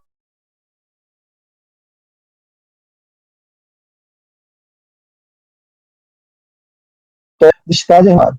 Mas nada disso foi juntado aos autos, dando aso a um vício insanável ao procedimento fiscal. Assim, diante da precariedade da análise dessa questão pela decisão recorrida, afirma que isso trouxe inúmeros prejuízos à recorrente, pois teve contra si uma decisão totalmente parcial e incompleta. Mesma sorte não tem a recorrente, melhor sorte não tem a recorrente nessa preliminar. Pela simples leitura do acórdão recorrido, pode-se perceber que, embora o julgador da instância COR não tenha feito referência direta ao item 3 do vício da formalidade do auto de infração da impugnação, não se furtou a analisar esse assunto, que trata da comprovação da infração pela fiscalização, como denota o seguinte trecho da decisão. Certo? Tem o trecho aqui, em negrito. Temos, então, que os ajustes da base de cálculo dos créditos das contribuições efetuados possuem todos os requisitos previstos no Decreto 235/72, quais sejam, foram formalizados em auto de infrações distintos para cada tributo ou penalidade, foram instruídos em todos os elementos de prova indispensáveis à comprovação do ilícito, completado da RACON, além de terem sido lavrados por autoridade competente e sem preterição do direito de defesa. Em relação ao prazo para apresentação de informações requeridas, se a empresa o considerou insuficiente, poderia solicitar sua dilatação à autoridade fiscal, o que não foi feito. Portanto, não há que se falar em nulidade dos autos de infração. Okay? Nunca é demais lembrar que a autuação é decorrente de insuficiência probatória dos créditos, haja visto que a empresa deixou de apresentar qualquer documentação que comprovasse os créditos relacionados com as suas despesas, custos, energia elétrica e depreciação. Certo? Esse auto aqui é só de energia elétrica e depreciação. Se não foi entregue a documentação fiscal que lastreava e discriminava tais despesas, custos, não havia como a fiscalização elaborar relatórios detalhados como que é a recorrente. A fiscalização utilizou a documentação de que dispunha para promover a glosa das despesas, custos envolvidos, qual seja as DACONs, nas quais constavam as rubricas de energia elétrica e depreciação, até porque a impossibilidade de elaboração de demonstrativos mais detalhados por meio de outros documentos se deu justamente porque a empresa deixou de apresentar a documentação solicitada. Como se pode conferir nos autos, a autuada foi devidamente intimada a apresentar os documentos abaixo indicados e não se manifestou durante o procedimento fiscal. É folhas número 4, ok? Aqui eu reproduzo que ela foi intimada e não foi entregue a documentação dos anos autuados. Teve um ano que ela entregou. Como se sabe, se o fisco efetua um lançamento fiscal fundado nos elementos apurados na ação fiscal, cabe ao autuado, na sua contestação, apresentar provas inequívocas de fatos impeditivos, modificativos e extintivos de tal direito do fisco. Mas nada foi trazido aos autos no sentido de comprovar as referidas despesas e custos durante a ação fiscal ou no contencioso administrativo. Resta evidente, assim, a inexistência de nulidade por cessamento de direito de defesa, vez que a autuação se encontra devidamente motivada no relatório da ação fiscal, folhas 61 a 72, com as condutas comissivas ou omissivas, ensejadoras da infração e lastreada em provas suficientes que conduziram a autoridade autuante à lavratura do auto de infração. Okay?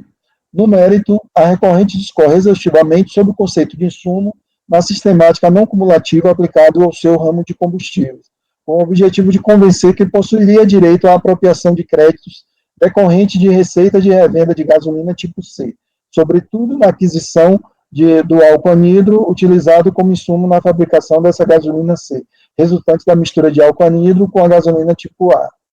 Ocorre que, como antes ressaltado, a motivação da autuação ora analisada foi tão somente a falta de comprovação das despesas / custos com energia elétrica ou depreciação. Em nenhum momento o auditor afirma que realizou a glosa porque as referidas despesas, glosa, custo não se enquadravam no conceito de insumo, ou não haveria amparo legal para a dedução. Na conclusão do relatório fiscal, folha 71, restou clara a motivação da autuação. Em virtude do exposto, por falta de comprovação, realizamos a glosa dos créditos da CONFINS na sistemática não cumulativa informados na DACOM, nos valores abaixo. E aí só inclui aí energia elétrica e depreciação. Quanto à comprovação das referidas despesas custo, a empresa não se manifestou na impugnação e nem no recurso voluntário, tampouco trouxe qualquer documentação visando esse intento. Apenas centra a sua defesa, em sua maior parte, na aplicação do conceito de insumo aplicado ao álcool anidro adquirido, que não foi, como se disse antes, motivação para a glosa de crédito efetuada na autuação. Assim, nos termos do artigo 17 do decreto 70.235/72, considera esse item do auto de infração como matéria não impugnada, glosa de despesa e custos com energia elétrica ou depreciação, sujeita à preclusão. Diante do exposto, voto no sentido de negar provimento ao recurso voluntário. Ok? Como eu voto com relação a isso. Alguma dúvida? Não? Conselheiro Silvio Renan, como voto? Acompanho o relator. Ok. Conselheira Maísa, como voto? Presidente, eu olhei aqui o processo, realmente todas essas indicações estão completamente corretas, a discussão do auto de infração foi exclusivamente a falta de comprovação, o contribuinte não trouxe documento nenhum a mais, e não tem nada dessa discussão do álcool anidro, não é esse o debate, então eu acompanho o relator. Ok. Conselheiro Marcos Roberto, como voto? Também acompanho o relator. Ok. Conselheira Cíntia Helena, como voto? Acompanho. E conselheiro Paulo Regis, como voto? Acompanho. E conselheira Renata Bilen, como voto? Acompanho. E conselheira Thaís de Laurentiis, como voto? Com o relator. E Concordo com o colegiado por unanimidade de votos em negar provimento ao recurso voluntário. Aplica-se para todos, presidente? Esse aí é auto de infração, vou ter que ler o outro, que o outro trata uma parte trata da questão de insumos, ele pleiteia crédito do álcool anidro. Aí vai ser abordado nesse pedido de restituição das contribuições. Então, Deixa eu abrir aqui, o 328. Aí, lendo um desses, aí abarca todos os outros, certo? Deixa eu ver aqui. Vou pôr o 328.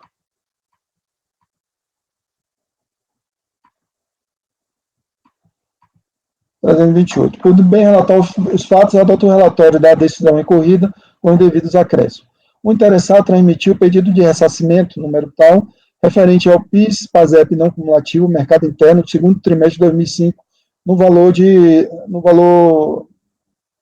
R$ 37.278,96, baixado para tratamento manual por meio do presente processo. Posteriormente, transmitiu a DECOMP número tal, baixada para tratamento manual por meio do processo número tal, a penso, visando compensar os débitos nela declarados com os créditos assim. A DRF Uberaba emitiu o despacho decisório 2040-2010, no qual não reconhece o direito creditório e não homologa as compensações pleiteadas. A empresa, eu vou direto para o voto, certo? Eu acho que só há poucos detalhes diferentes do anterior, tá? O recurso voluntário é intempestivo e atende os demais requisitos de admissibilidade, razão pela qual ele se deve conhecer.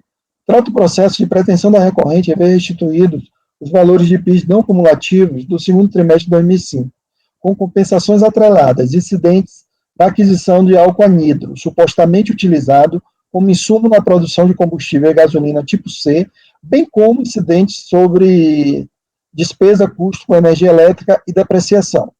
Inicialmente, cabe esclarecer que as glosas de créditos do presente processo decorreram de procedimento fiscal levado a efeito pela DRF, do qual resultou a lavratura do auto de infração final 2009-91 de glosa de crédito.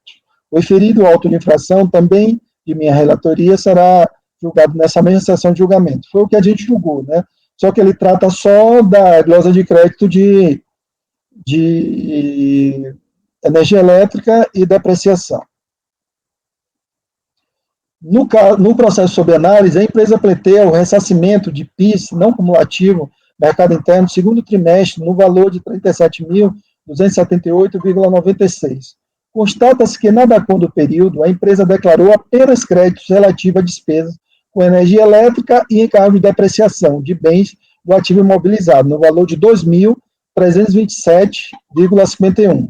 Assim, subentende-se que a diferença de R$ 34.951,45, de R$ 37.278,96 e R$ 2.327,51, né, menos, refere-se à aquisição de álcool anidro no período, de acordo com as argumentações constantes do seu recurso. Ou seja, deixa eu explicar essa parte aqui, ele não declarou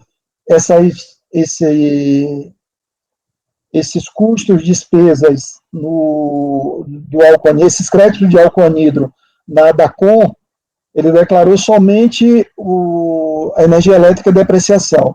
Ele não declarou ele na DACOM, mas ele trouxe no processo as notas fiscais, certo? Trouxe notas fiscais nesse processo de pedido de restituição e compensação. Ele trouxe as notas fiscais e no recurso dele ele explica que grande parte do crédito dele é referente ao álcool anidro, certo? Pela questão que você já conhece. E continuando, o contribuinte dedica-se ao comércio atacadista de álcool carburante, biodiesel, gasolina e demais derivados de petróleo, e em 2005 optou pelo lucro real com apuração trimestral como forma de tributação de seus resultados, conforme declaração de econômicos fiscais da pessoa jurídica de PJ apresentada em 28/6/2006. Quanto às preliminares arguídas, quais sejam do cesseamento do direito de defesa, do não produção de prova pericial, 2, da nulidade da decisão recorrida pela ausência de depreciação das razões de impugnação, e do cesseamento do direito de defesa, visto de formalidade do auto de infração, entendo que não devem ser conhecidas, pois dizem respeito ao auto de infração lavrado, processo 2009, final 2009-91, que a gente julgou, e essas matérias abordadas não constaram da manifestação de conformidade constante do processo era analisado, ocorrendo a preclusão. Passa a ser analisada a análise do mérito. No que se refere às glosas de despesas com energia elétrica e depreciação, essas questões foram enfrentadas no auto de infração final 2009-91 de glosa de crédito, devendo ser reproduzidas as conclusões lá existentes no presente processo, conforme a seguir transcrito. Certo? Então, eu reproduzi aqui as minhas considerações, E vocês entenderam e foi negado provimento ao recurso. Né? E continuando aqui. Conforme já ressaltado, a recorrente dedica-se à aquisição e comercialização de combustíveis em geral, especialmente gasolina C. Dessa forma, adquire obrigatoriamente álcool anidro, o qual, adicionado à gasolina A, obtém a gasolina C destinada à revenda. Em sua defesa, sustenta que possui o direito de crédito sobre as aquisições de álcool anidro adicionado à gasolina, de acordo com as disposições contidas no artigo 3º, inciso 2, da Lei 10.637 e 10.833 de 2003. Haja vista tratar-se de insumo na produção de gasolina C. Desde a emenda constitucional 42 de 2003, que introduziu o artigo 195, o parágrafo 12, por meio da Lei 10.637 e 10.833, o PIS e a COFINS passaram a regime geral da não cumulatividade, instituindo o direito do contribuinte descontar de créditos calculados nas operações anteriores sobre aquisições de insumo utilizado na produção ou fabricação de produtos, os quais posteriormente são destinados à venda. Artigo 3º, inciso 2. Esclareceu ainda que o álcool anidro é utilizado como matéria-prima, o qual não é revendido, mas insumido em processo de mistura, resultando na gasolina C, transformada e acabada para o consumo nos veículos em geral, uma vez que na posição de distribuidor recorrente utiliza o álcool anidro como insumo na produção da gasolina C, não há revenda posterior.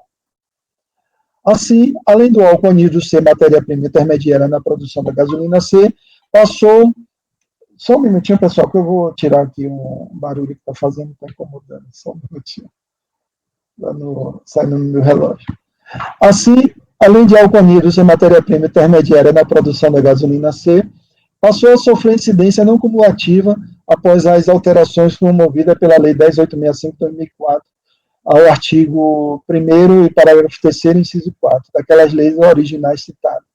Isso porque o dispositivo citado alterou substancialmente as disposições do artigo 1º da Lei 10.833/2003, retirando o inciso 4º do parágrafo 3º e a proibição de creditamento das contribuições escolhidas de forma concentrada, monofásica, restringindo a vedação exclusivamente para as operações de venda de álcool hidratado. O seu direito teria sido ratificado pela DI 11.033 de 2004, artigo 17, medida provisória 403 de 2008, artigo 14. Como se observa, pretende a recorrente ver reconhecido seu direito creditório sobre as aquisições de álcool anidro para fins carburantes, sob o fundamento de a vedação de aproveitamento dos créditos constando no artigo 3º, inciso 1, a linha A das leis 10.637 de 2002 e 10.833 de 2003, aplica-se apenas quando de sua aquisição para revenda, o que não seria o seu caso, uma vez que o álcool anidro por ela adquirido seria, na verdade, insumo a ser utilizado na industrialização da gasolina A, para sua transformação na gasolina C. Como se sabe, a tributação das contribuições nesse ramo de atividade de combustível se dá na forma de tributação concentrada, aquela na qual as alíquotas são diferenciadas. No caso da gasolina, a referida concentração foi fixada nas refinarias de petróleo. Já com relação ao álcool, diferentemente, a administração tributária não optou por fixar a concentração nas diversas destilarias fabricantes, mas sim nas distribuidoras de álcool. Por força de vedação legal, no período abrangido pelo pedido de restituição, as aquisições feitas por distribuidor de álcool anidro para adição à gasolina C não geravam direito a crédito a ser descontado nas contribuições para o PIS e COFINS da revenda, nos termos da linha A e B do inciso 1 do artigo 3º da Lei 10.637 e 10.833 de 2003. Inciso 2, artigo 42 da MP 258-35 de 2001, em verbos. Deixa eu só tirar uma janela que apareceu aqui agora na internet. Ok, eu reproduzo aí o dispositivo, né, que veda o creditamento. Continuando, como se percebe, o texto legal era expresso quanto à impossibilidade de tomada de crédito na aquisição de álcool para fins carburantes, como é o caso do álcool anidro,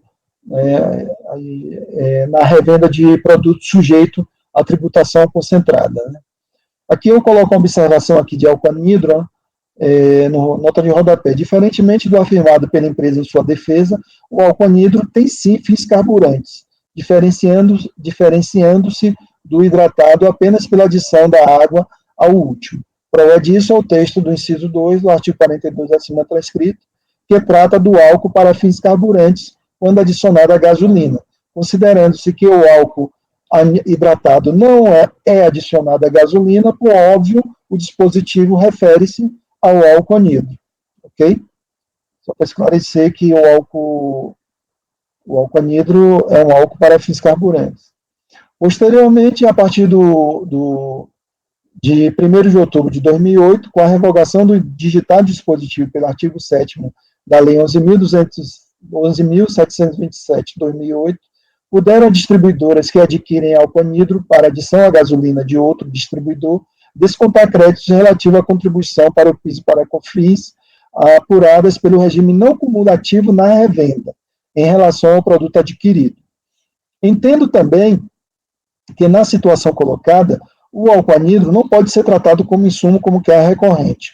Quando a distribuidora adquire esse álcool, que só pode ser adicionado à gasolina A para obter a gasolina para o consumidor final do tipo C, essa mistura formada, determinada em percentual no artigo 2º, portaria 309 de 2001, da ANP, Agência Nacional de Petróleo, não pode ser considerado um produto fabricado / produzido pela empresa distribuidora para efeitos das contribuições ao PIS e COFINS nos termos do artigo 3º, inciso 2 da Lei 10.637, de 2002 e 10.833, de 2003. Essa mera adição de percentual de gasolina, de álcool na gasolina previsto na citada portaria, operação essa que é feita mediante simples despejo do álcool no tanque reservatório da gasolina, não pode elevar a empresa que realiza essa operação à condição de produtor ou fabricante de gasolina, até porque, se ela se enquadrasse nessa condição, estaria sujeita ao recolhimento de alíquotas concentradas, 5,08% de PIS e 23,44% para COFINS nas suas vendas de gasolina C, nos termos do artigo 4º da Lei 9.718, de 1988, o que não ocorre no caso. Assim, o contribuinte, na condição de comerciante que revende mercadoria adquirida ao anidro, não pode realizar o creditamento com base no inciso das leis citadas. Poderia apenas pelo inciso 1, desde que não houvesse vedação expressa, como antes já demonstrado. Okay?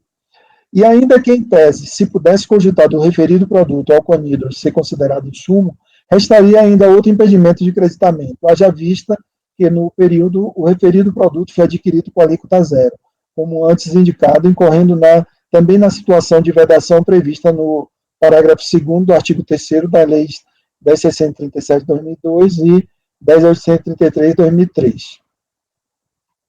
Eu reproduzo aí os dispositivos legais. Nesse mesmo sentido, tem sido o entendimento da Câmara Superior de Recursos Fiscais, conforme exemplifica o acordo abaixo transcrito. Ok, tem esse acordo aqui.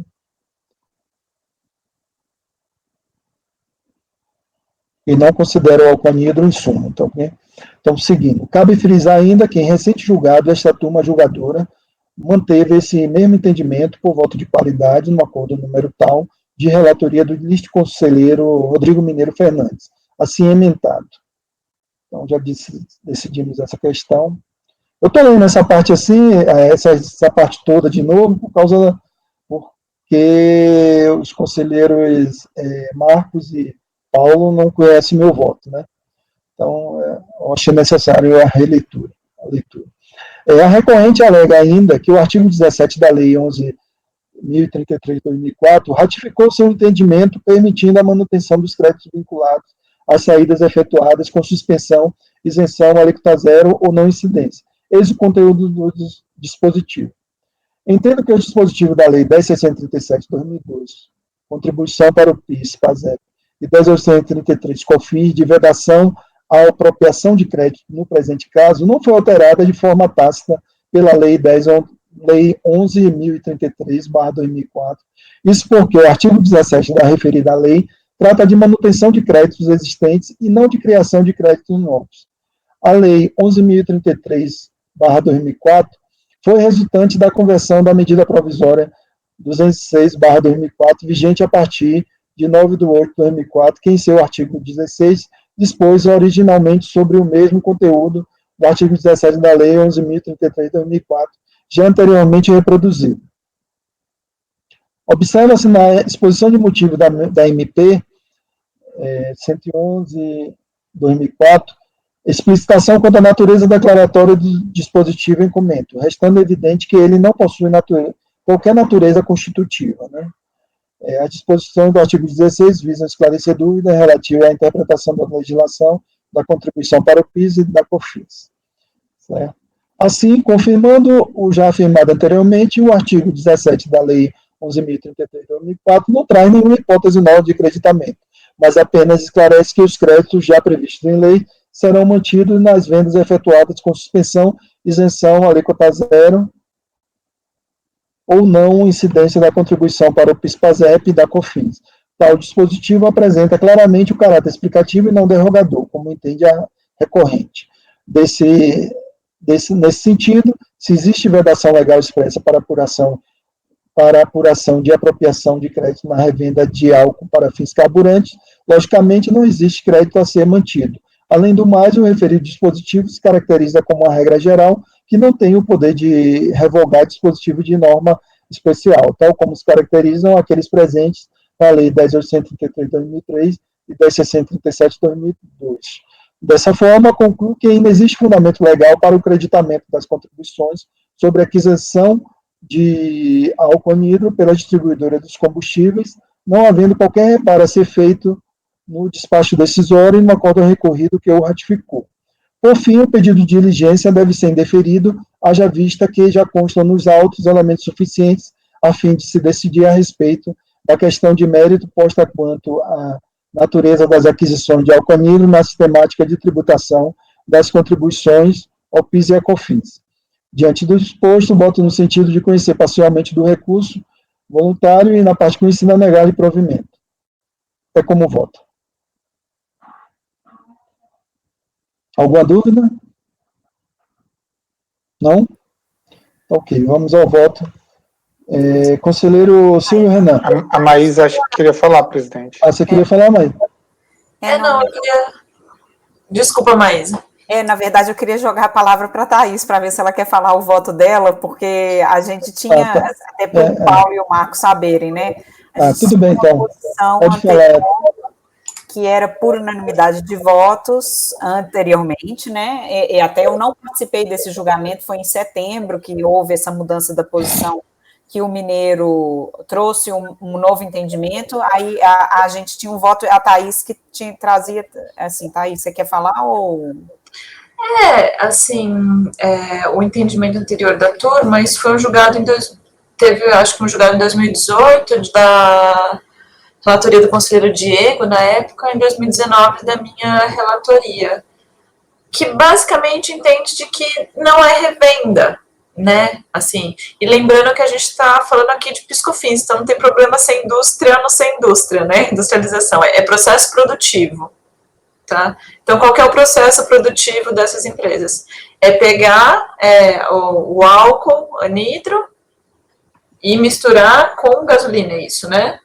Não, vai virar gasolina tipo C, né? Mistura na gasolina A para transformar em gasolina C. Isso. Então, que isso não é uma simples revenda. Então, para ele existe esse processo produtivo, então que para ele isso é um insumo que dá direito ao crédito de PIS/COFINS, né? E basicamente é isso, assim, o acordo que eu estou fazendo referência é o acordo 3402.007.012, e é muito complexa essa história da evolução legislativa, né, dos combustíveis no âmbito do PIS e da COFINS, mas o que se constatou ali é que em nenhum momento isso ficou vedado, né, pela legislação, por mais que tenha aí acontecido no meio do caminho a sistemática monofásica, né, para os produtos. Porque ele em si enquanto esse processo produtivo dele estaria fora da sistemática, então ele poderia tomar direito ao crédito, né. Então, é isso, presidente. Ok. É o conselheiro Paulo Regis. Superada essa questão que a Thaís coloca, pelo que eu entendi, ainda que se considere insumo, na época a alíquota era zero na compra, não é isso? Exato. Então ele não teria direito por esse outro motivo, digamos, né? Ele não tem direito ao ressarcimento, mesmo se for considerado insumo, é isso? Eu acho que, na verdade, isso faz parte da argumentação de estar no sistema monofásico, não é? Eu cheguei a colocar isso, eu coloquei no meu voto, consta. Em tese, não teria direito. Ele não tem direito, né? Hã? Ainda que ele fosse considerado insumo, não teria direito por ser alíquota zero. Foi o que eu entendi. Se é isso, né? Então, tá resolvido, né? Ô, Thaís, nesse caso aí, qual seria a sua divergência? Que eu não estou entendendo. Se realmente é zero, qual seria o direito de crédito dele? Só para entender o seu posicionamento. Não, eu estou olhando aqui esse caso que eu julguei dessa área e não tinha questão de alíquota zero ali. Não lembro disso, né, Maísa? Isso não entra Talvez o período literalidade. fosse outro, né? Talvez fosse outro período naquele outro processo, né? Pode ser. Pode ser. Foi um período aí. O Pedro aparentemente analisou a questão nesse período e viu que a alíquota era zero, né? Então, o que a Thaís está colocando, Marcos, é que a questão do insumo, ignorando a questão da alíquota, se a alíquota não for zero, ela entende que teria direito por ser insumo e não revenda, né? Mas, como ele já constatou que a alíquota é zero nesse período, ele não tem direito ao crédito, né? Mas eu não considero sem sumo e nem considero, também coloquei com um argumento alternativo. Eu entendi a tua posição, mas para aqueles que acham que isso é insumo, aí pode-se a alíquota zero no creditamento, ok? Ok. Só um contraponto. Não entraria na literalidade do inciso 2, que fala bens e serviços utilizados como insumos, a prestação de serviço, produção, fabricação de bens ou produtos destinados à venda, inclusive combustíveis e lubrificantes? É diferente, Renan. Não era esse o motivo, Thaís, que estava no seu porque caso? Qual que é a alegação, eu acho, desses casos? É que essas empresas, elas fazem parte da cadeia monofásica dos combustíveis. Então, não é uma empresa que é da agroindústria ou que faz alimentos e tal, e daí para ela o combustível é um simples insumo. Tá? Ela estaria sendo parte da cadeia de revenda de combustível. E daí, por isso, tem um sistema monofásico que dá uma bagunçada. Entendeu? É por isso que faz todo sentido não ser insumo, né? Ser uma revenda. Esse sistema aí, ele tem umas regras próprias, é complicadinho. Eu acho que é por isso que acho que ele deu uma organizada, não é que deu uma bagunçada, desculpa. Não, gente, é muito complexo esse acho caso. Que a parte monofásica é complexo mesmo, né? Se vocês quiserem, é que eu queria poupar a leitura do voto, assim, mas é bastante complexo. Eu lembro que eu demorei bastante para formar minha convicção sobre isso, porque justamente essa é a dificuldade, né? E você tem que analisar a evolução da legislação, enfim. Por isso que eu citei o número do acórdão e a minha posição. O colegiado já discutiu, não sei se vocês querem. Eu tenho uma posição, Thaís, mas assim, me dá para dar uma lida. Por favor, qual o número para anotar aqui? 3402-007-012. Eu me sinto um pouco desconfortável em razão do entendimento que eu adotei naquele outro caso dos canos, que é mais ou menos nessa linha, embora haja diferenças. Parece ser a mesma coisa. Eu sei, não, mas não importa, para a questão se é industrial ou não. Porque eu coloquei justamente esse caso como exemplo, lembra, né, Paulo? Eu lembro. E para mim, novamente, eu sei que é IPI, mas a gente está falando processo industrial ou não? A questão é essa. Se é um processo industrial, posso tratar como insumo, certo? Isso importa para a questão do crédito, porque na revenda ele não tem direito. É nesse sentido. É nesse sentido que ele é semelhante. É um processo industrial ou não é? Para mim, o entendimento é muito parecido com aquele do cano, que enfim, nem todos concordam, né? Que o mero corte do cano lá não é um processo industrial para alguns e é para mim. Nesse caso, é muito parecido, porque a saída do contribuinte não é igual à entrada. Isso. As notas de aquisição, eu faço assim uma comparação, parece ser inadequada, mas não, talvez não seja. Se eu compro arroz a granel e embalo ele, o produto que entra e que sai é arroz, mas sai de outra forma.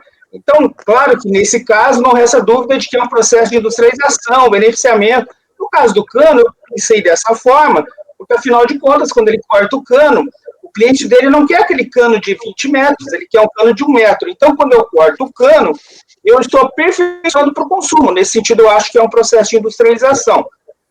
Só que naquele caso era mais forte isso, porque tinha todo aquele maquinário pesado, inclusive que colocaram, e ali dá muito mais uma natureza industrial do que nesse caso, que é uma mera mistura. De qualquer forma, entra álcool anidro, gasolina A, e sai outra coisa, a gasolina C. Então, para mim, é como se fosse um processo industrial. Mas é muito singelo, porque como o Pedro mesmo colocou, misturar num tanque, quer dizer, eu não tenho parque industrial. A empresa é uma distribuidora, né? Então, eu fico, assim, difícil agora aceitar que isso é um processo industrial, apesar de ter essa mesma natureza. Eu fico salvo pelo fato do crédito aí ser alíquota zero. Então, eu vou dizer que eu vou acompanhar pelas conclusões nesse ponto. Tá ok. Mais alguma dúvida? Eu tô achando que nesse ponto, Thaís, realmente essa questão da alíquota zero, né? Não foi falado lá. Eu não lembro de ter que lidar com uma questão de alíquota zero nos processos anteriores. Isso pode ter muita relação com o período de apuração, porque mudou demais essa legislação, né? Então, nesse período que o Pedro analisou, eventualmente a alíquota ficou zero, naquele outro não existia essa questão. Eu tô vendo, não, aqui, o que eu julguei, o período de apuração era 2004, 2006, e esse do Pedro é 2005. E a questão também, Thaís, o que aqui tem aquele posição do STJ, uma das questões que é fundamento é aquela decisão do STJ que foi superada agora pelo repetitivo, que é a aplicação do reporto desse artigo 17 do reporto para os outros.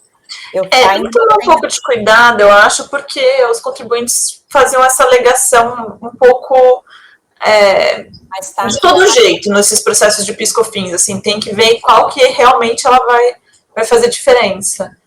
Mas eu acho que dá para votar pela questão da alíquota zero. Tá ok.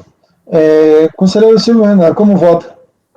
Presidente, a minha posição nesses processos já também acompanhou a mudança de entendimento do próprio ex-presidente da turma, que foi acompanhando um posicionamento da própria Câmara Superior também.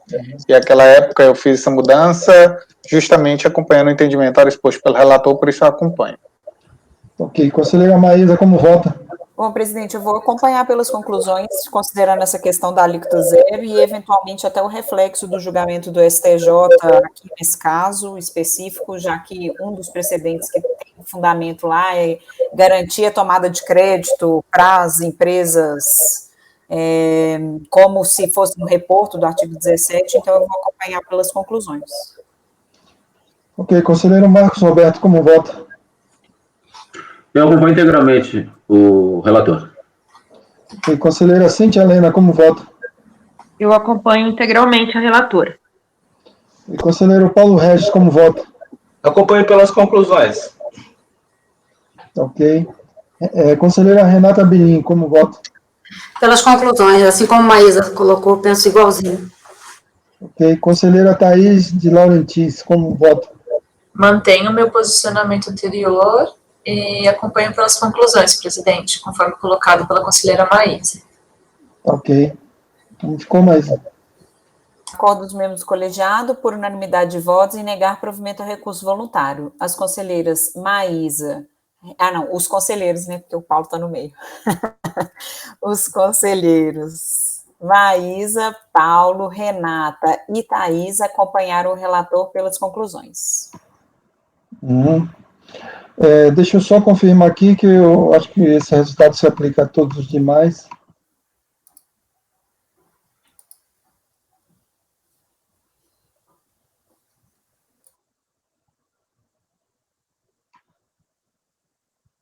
Só um minuto.